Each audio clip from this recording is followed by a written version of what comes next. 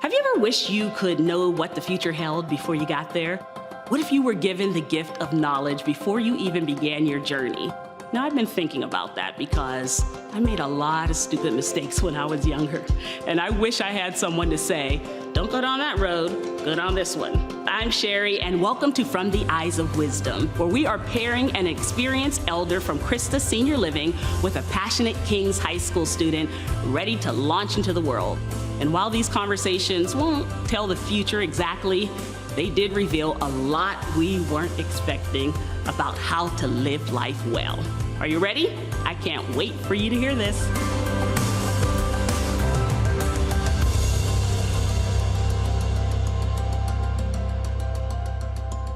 All right, here we go with another episode of From the Eyes of Wisdom, and this is when we pair we'll call you an elder. Is that okay, Jerry? That's fine. You feel like an elder? I fall into that class An elder statesman with a student that's ready to launch out into the world. How's that, Jinhan? That sounds good to me. Feel that good? Okay, we're going to pair you guys together and get some wisdom, have some questions, and just talk about life. Is that good? Good. All right. So, Jerry, tell me about, you went to King's, didn't you? Yes, I did. Okay, and you are currently a student in King's. Yes. Okay, now, I have here that you were sort of a bad boy. Is that right? Maybe some people's opinion. I have that. It depends on who you're talking to. Okay, so maybe not a bad boy, but tell me a little bit about being at King's. Well, we were typical kids, you know. Yeah. We had a good, well-rounded bunch from actually all over the state. Okay. Although the school was not near as big at that time. Right.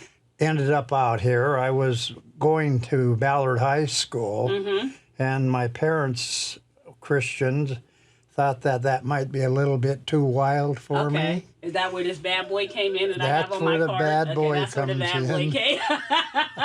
Just wanted to know where we got that. Yeah. And you met your wife at King's, am I right? Yes, I did. Okay, you want to tell me how that happened? Well, she came up from California, from L.A., and she would put in here, and I met her. We dated for several years, and after we both graduated, we married. Wow.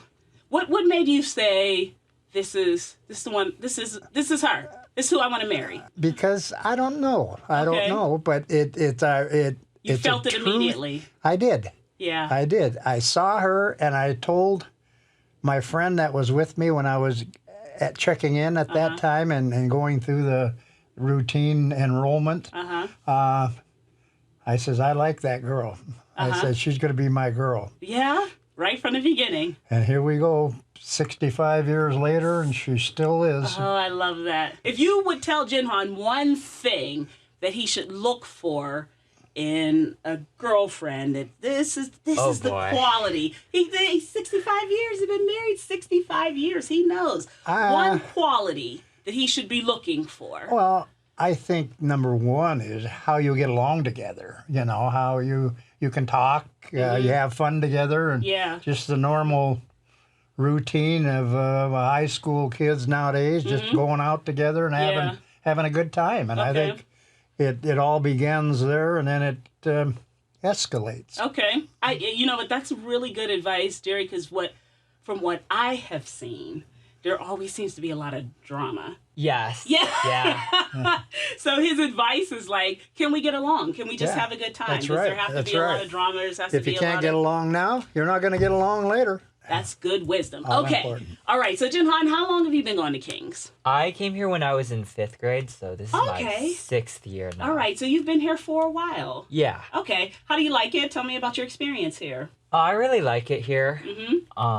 Especially in high school, that was where I started getting a lot of my friends. Okay. A lot of the people that I hang out with, and I think it's a really cool community. Okay. Now, where do you see yourself when you graduate? What do you want to be? Where do you want to go? One of the colleges that I'm looking at right now is West Point, which is the military academy. Yeah. I think that could be cool. Okay. Yeah. And you want to be, when you go there, do you have a specific focus that you want to?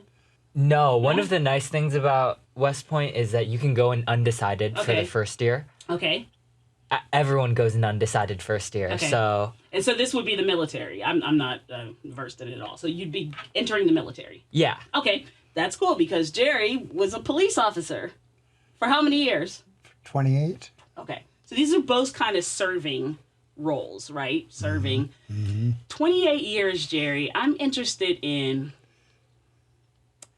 when they were talking about you being a police officer. I was very interested in the fact that one of my best friends is in human resources. Okay. And I think about it the same way, and I think it would be the same way even being in the military. I always tell her, because we're believers in Jesus, I always tell her, you see, as a human resources person, you see why the gospel is necessary. Like, you see why Calvary needed to be so bloody, because you see the worst of things, right? And I think being a police officer and having to serve people when they're kind of at their worst, right? That's right. How did you stay positive? Well, or did you? Or did you become cynical? To a degree, I would, I think we all do. I think, you get to the point in where you've had enough. Yeah. You can have, you can get beat down and you just feel beat down. Yeah. And it gets you down, but then you just have to pick yourself up again and say, hey, I got a job to do. How does he, because he's going into the military, there are going to be some beat down days. I'm not trying to get harm, okay? We're just trying to give you some wisdom, right? So when you get in there, you're going to feel that. I want you to remember this conversation with Jerry, right? When he feels those beat down days, what does he have to draw on? What does he have to remember, Jerry? What did you draw on? What did you have to remember? You got to realize, you have a God, and you have faith, and you look to him. You ask him for help. Through the tough times, he'll get you through. Did you ever lose faith? No, I never. I grew up in a Christian home. I was fortunate to have parents praying for me. It's probably the only reason I'm here today, that I survived, and and I appreciate it. And it's God had His hand in my life, and He led me right up to here, to this podcast today.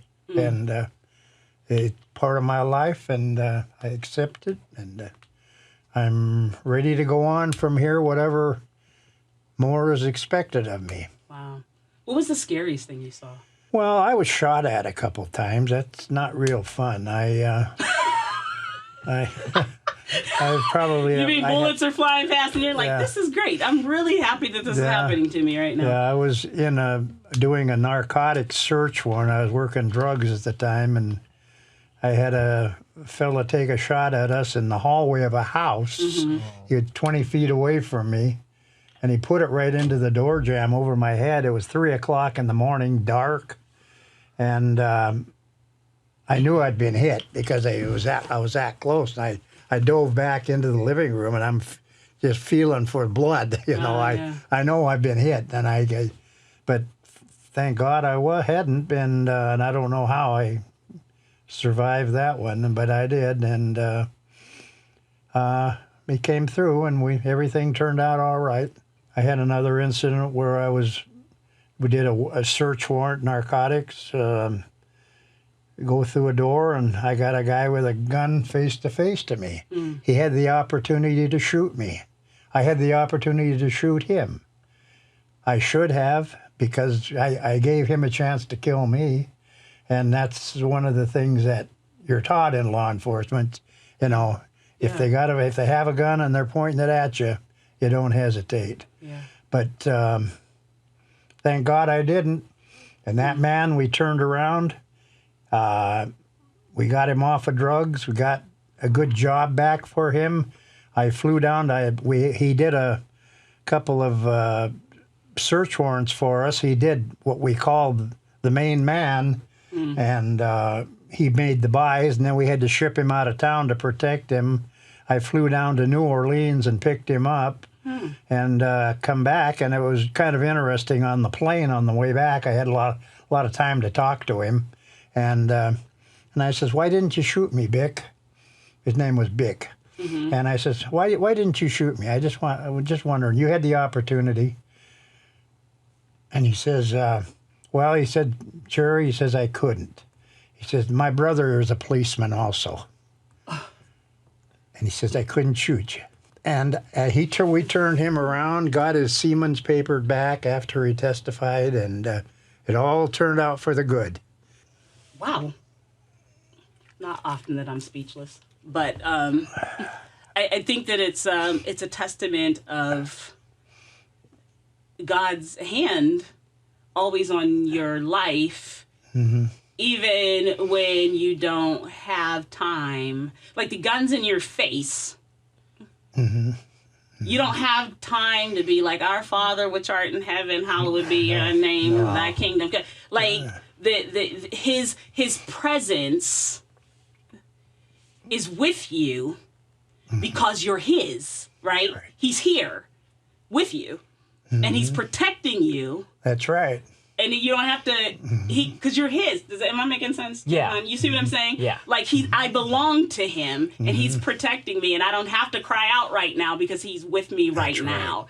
And I think that's something really powerful to take with you in that story, is that God's obvious obligation to his children in that very tense moment, fearful moment.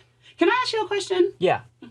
What right now, thinking 10 years ahead, okay? 10 years ahead. You're, okay, so 27? 27. 27. What's your biggest fear?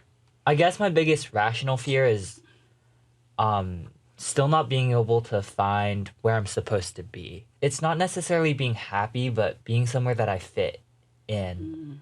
And or maybe not finding a purpose. I guess that's it. That's a good point. Yeah. Because I don't want to wander aimlessly around trying to do things that I'm not supposed to. Okay, that's fair. Let me ask you this, Jerry. Did you feel like policing? Did you go into being a police officer thinking this is my purpose? Yes, I did. Okay. Did you grow up wanting to be a policeman? No. No, okay. No, not really. I was influenced by a friend. I was working in the construction business, had in business with my brother in the drywall industry. And I worked there for about 5 years and just felt like, no purpose. Would he just... Yeah. Okay. There's no, I want a job that I feel like I have a purpose in life, that I can maybe help somebody and maybe have satisfaction in my own life. Yeah, yeah. And I found it there. I really did. A lot of people say, in police work? Well, I'll tell you what, it's been a good job to me. I only worked the streets for about 5 years, and then after that I was in plain clothes throughout the department, ended up in homicide for 12 years, but I met some very influential, very interesting people through my career. Yeah. People that I would have never met, had the opportunity. And I'm thankful, I'm grateful. I am not, when I look back now, I'm not sorry one bit. No regrets. I know. I think I did the right thing. I made the right move. Okay. And so would you say to Jinhan, I made that move not knowing how good it was going to be. I just felt like, hey, this will give me some purpose. And then God just kind of unfolded it from there. Very well put. Okay. When I talk to young people in your generation, there's so much pressure to find out, what am I supposed to be doing? Where am I supposed to be? And then I talk to people in Jerry's generation, and I hear people like Jerry saying, oh, I was doing drywall, and then I felt like I want some purpose. So I went and became a police officer, and then God did this, and then he did that, and then that, and that. And there's no plan or map. It's just waking up open to God being in your life. Does that make sense? Exactly. Is that am I let articulating that right? Let him lead. God doesn't follow well. Yeah, I've learned that. That's right. Yeah, he don't like following us. If I could give you any advice, I think that would be number one. What is it? That you let him lead you. Let him lead you. And trust that leading. Mm-hmm. While you were on the job as a policeman, there must have been moments where you were scared, right? Oh, definitely. Yeah. Yeah, definitely. I wonder, what am I doing here? So he's saying, like, overall, you look at the picture and you're like, I have no regrets. But in a moment, can you remember a moment where you're like, I probably should have picked a different... Oh, I ended up in the hospital a few times, and, really?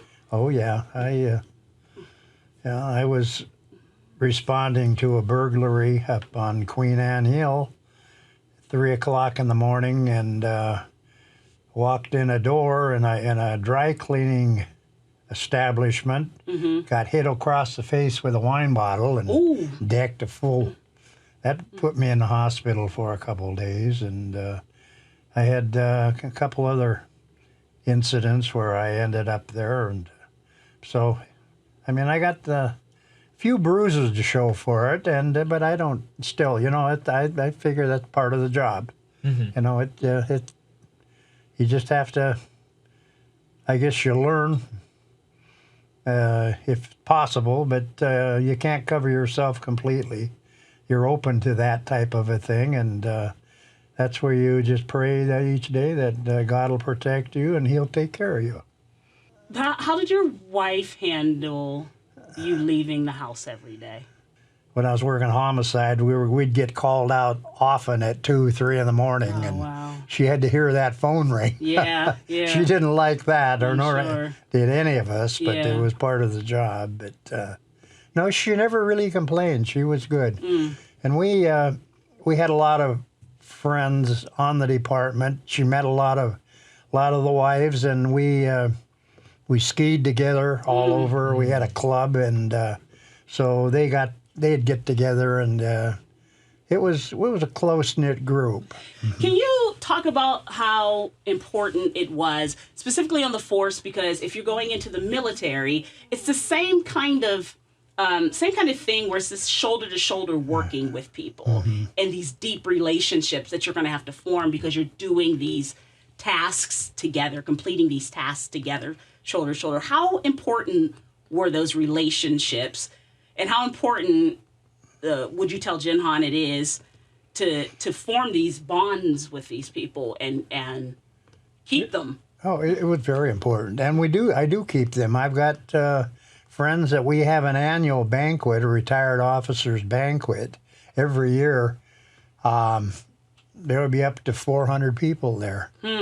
And we had it here in November. And friends that,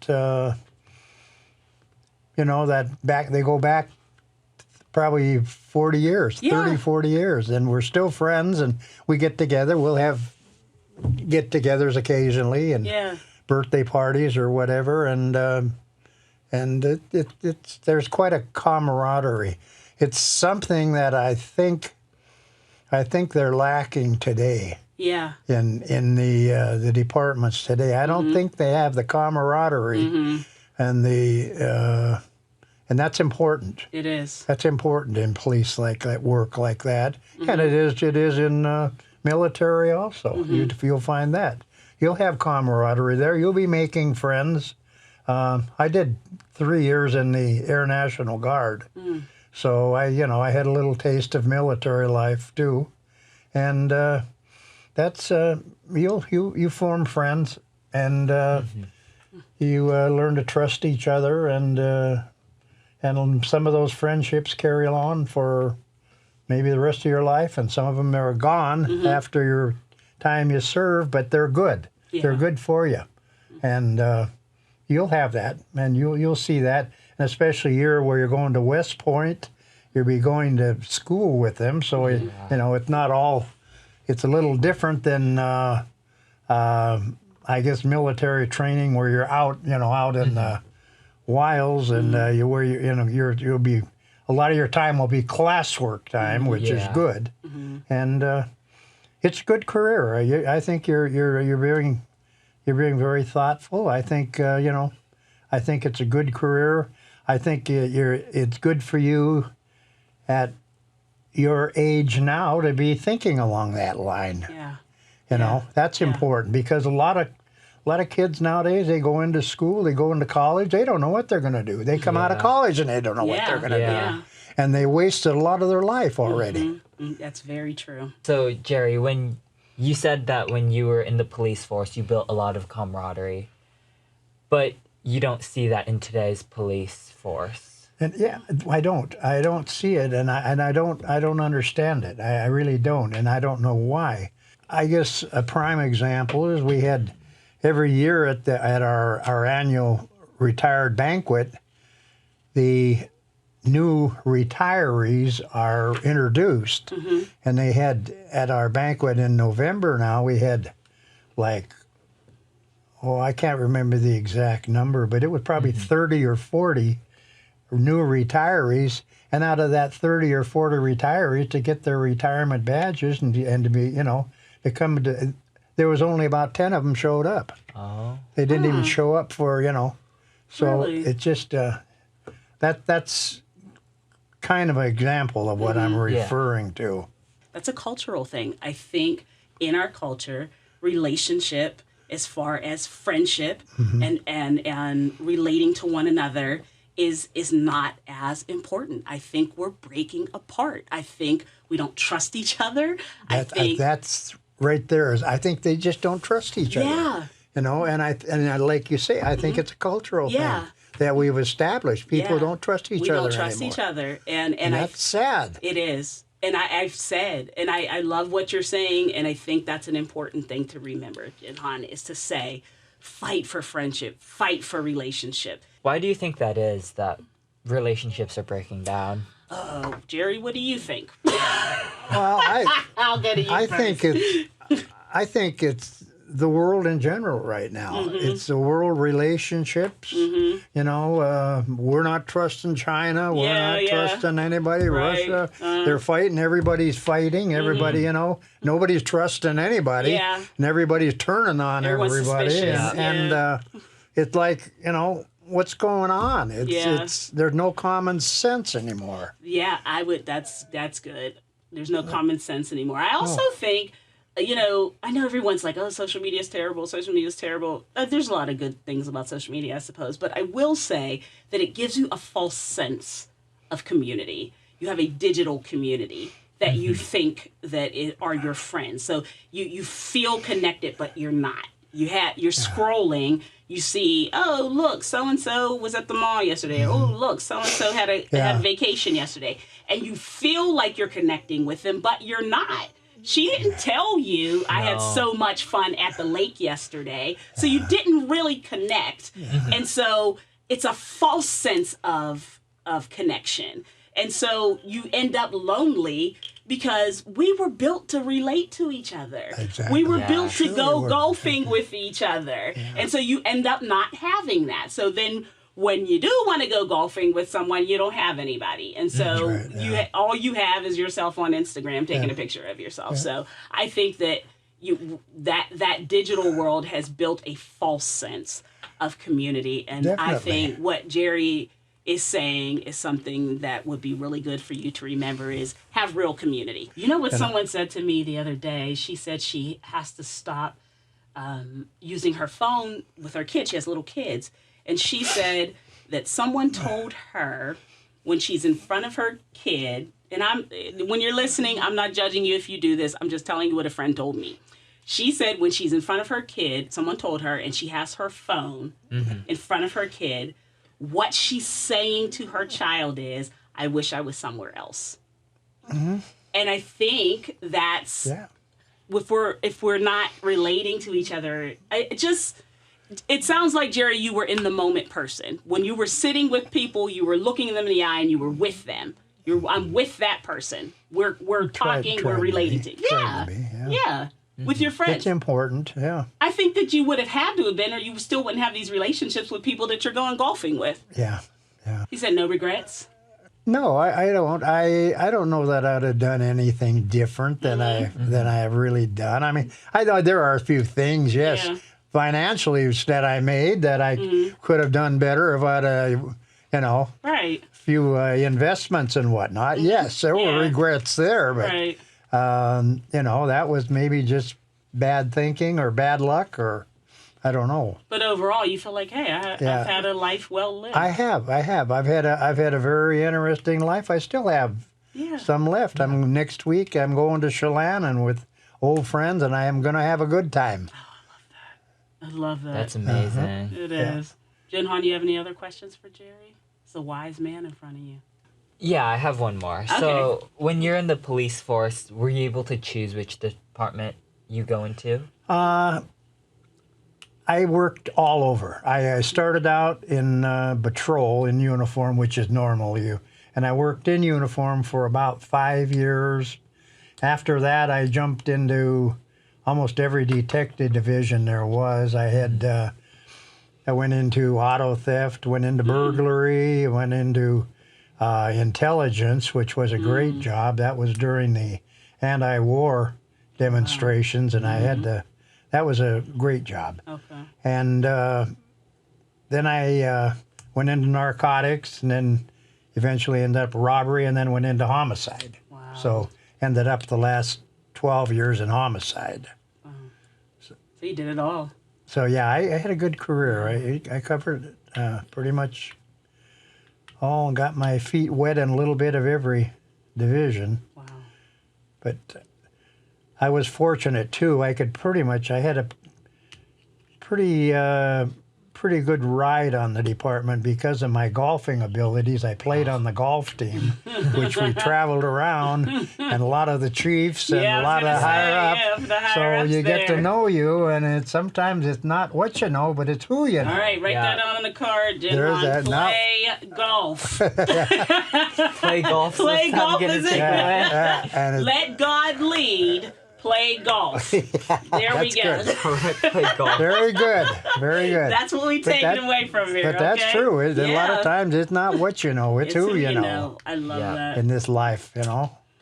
Guys, this was such a great conversation. I had such a great time. I hope you got some good wisdom. Absolutely. Usually I take this time and I hand a card and I hand a pen and I have the person give one great piece of wisdom, but you have given so much wisdom we've already taken down.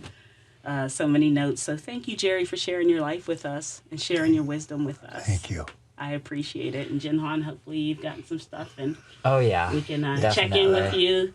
10 years from now, I feel pretty confident you're going to be walking in great purpose and doing great things and serving people and having a wonderful life that God is using you. I hope so. I believe that. You believe that, Jerry? I believe that. I believe that. He's got a lot going for him. Yeah. I believe that. Yeah. All right, everyone. Thank you so much for joining us with From the Eyes of Wisdom. And that's our episode for today. I think we'll have an episode next week, but we may not. And if we don't, goodbye forever. I'm just kidding. That's it. I do that every time. Thank you, guys. And we'll talk to you next episode.